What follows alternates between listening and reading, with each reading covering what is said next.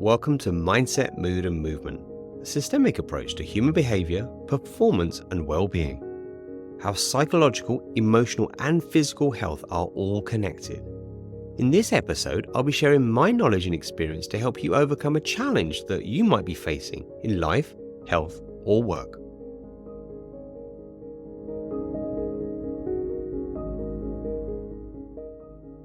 Hello and welcome. Are you worried what other people think of you? Why do we give so much energy to the opinion of others? This is an innately human pattern, and it comes up for many of us in many different guises. And in this episode, I'm going to talk about it when it's kind of maladaptive, a problem, and stopping you. It's something I come across numerous times in my coaching practice, and it's normally one of the belief patterns, behavioral patterns that causes a huge block in people's lives. But it's important. Now, this goes back a long way. Some of you may know Marcus Aurelius, the famous Roman emperor and philosopher who wrote Meditations. So this is going back a couple of thousand years. And he said, we all love ourselves more than other people, but care about their opinions more than our own, whether they're friends, strangers, or enemies. So this is an innately human pattern that's been going on a long time, which makes us hopefully think a bit deeper, like, well, it serves something much more deep, powerful, and necessary. So I'm going to share a story about a client I've worked with. Obviously, it's I'm going to alias the client, so for confidentiality. But I want to explain this because if you are struggling and if you overly think and worry what other people think of you, this could hold you back. Now, I work with, we'll call them Joe. Now, Joe was a super high-level professional, highly intelligent, had a family, been working in the sector of finance for a long time and was doing really well. So one would say from the outside, money was coming in, success in the corporate space, but she was disillusioned. She was going to work and just finding an emptiness. And Joe came to my practice to talk through about change, about how to move from this, unhappy life. So really, that's what it was. Yes, she had the money. Yes, she had what seemed like external validation, success, but she wasn't happy. She wasn't fulfilled. And that's no way to live. So thankfully, she came to me and we were working through this. So the first thing that I got really interested in was, ask the question, what's at stake? Why does this opinion of others matter? Why can't you leave this job that you're feeling like you can't for some reason and go into, she wanted to go into creating her own business with a very creative edge. And why was this not happening? So we did a lot of work and so much was coming out. And this is a general theme now. This is so much about grouping, connection, sharing. We human beings are groupers. We're like cells that come together. Everyone, even those of us who like to be different, we like to be with our mates who are also different. Whether you're a skateboarder, a tech person, entrepreneur, a skier, doesn't matter. You'll always find someone like you, even if you're the different group. We look at cities. People come together as cities and groups of people. We are magnetized by other people, and it matters. And this goes back a long way, and this is what I brought to the work we did with Joe. If we go back to its early roots, humans are incredibly good at functioning together. We're social species. We're not that powerful as an animal compared to, say, lions and bears and those big, powerful animals. But we're very clever. We've always had high-level understanding of how to work as a team, as a pack.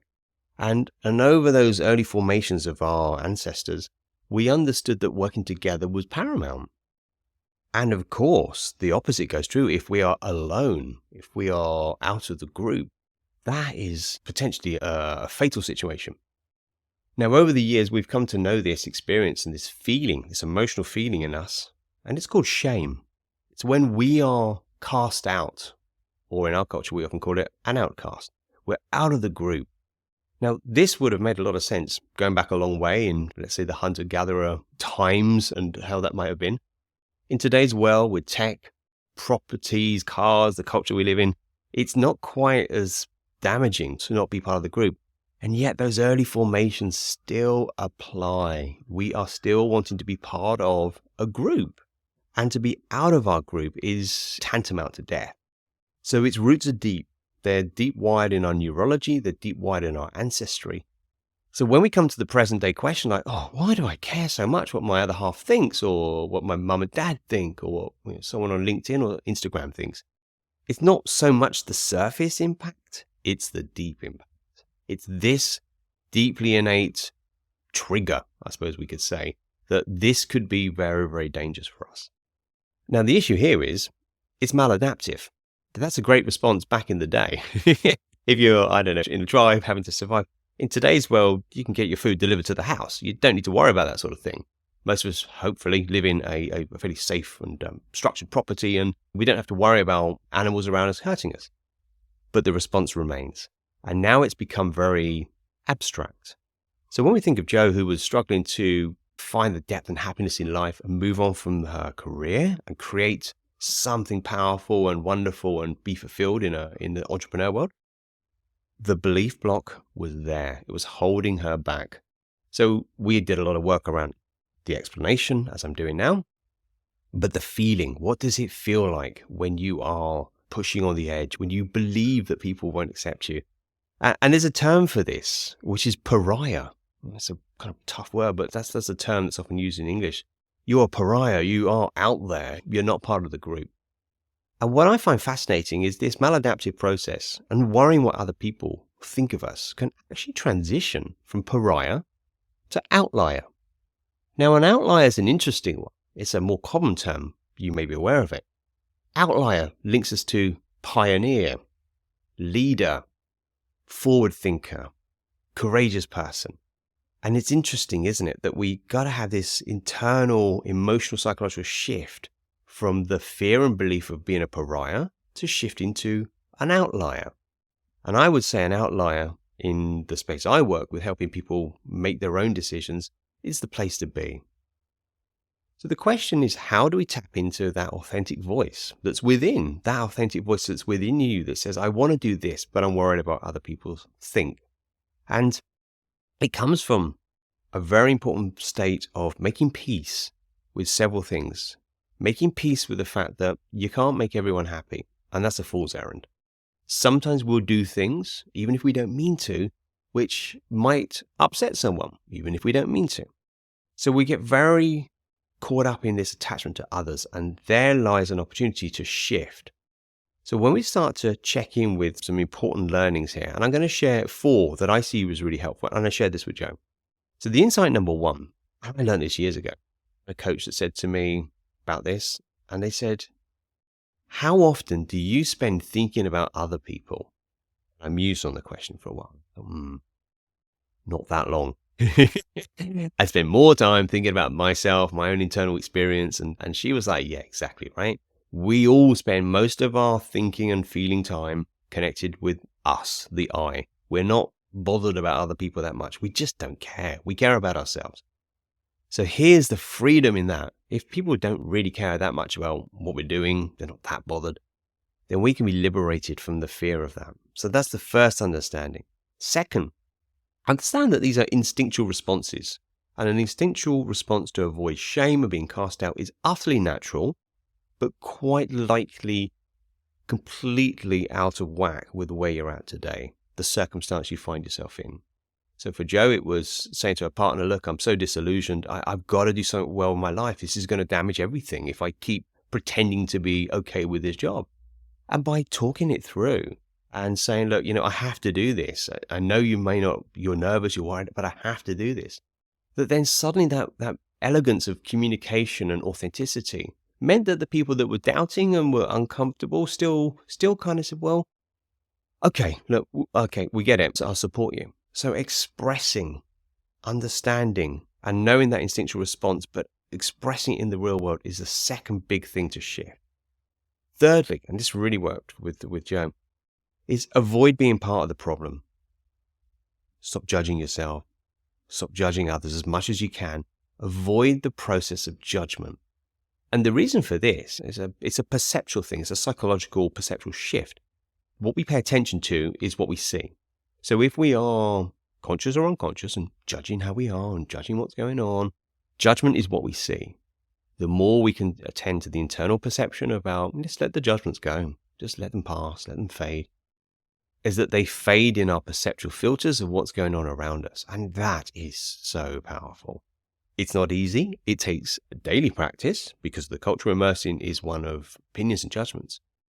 But for anyone who's self-aware, it's utterly possible. And it's, again, one of the freedom pieces here. And finally, to go into a really first position, experience your body's response. So if you're having a fear or worry what someone's thinking of you, what does your body do? What are the sensations, first and foremost? Fear is natural. And if it's habitual for you, it's going to come up every time you dare speak up or do something different. Be the leader you want to be. Whatever that is. Notice the fear sensation. Notice where it is in your body. And do nothing apart from observe. For me, it's very much centered in my abdomen, in sort of core center. That's where I feel it. For others I've worked with, I remember Jo, it was very in her shoulders. And there was a lot of activity and tension there. And simply by allowing it to be, aware of the breath, these sensory signals, the affect that go into back to the brain, start to change the internal environment of your body and brain. And then that changes your experience. And then we realize that while fear is maybe natural, habitual, it doesn't need to be absolute. And you can be careful with what you're doing. We're not talking about being reckless. But you can move forwards and make choices. And I would say that is great self-leadership.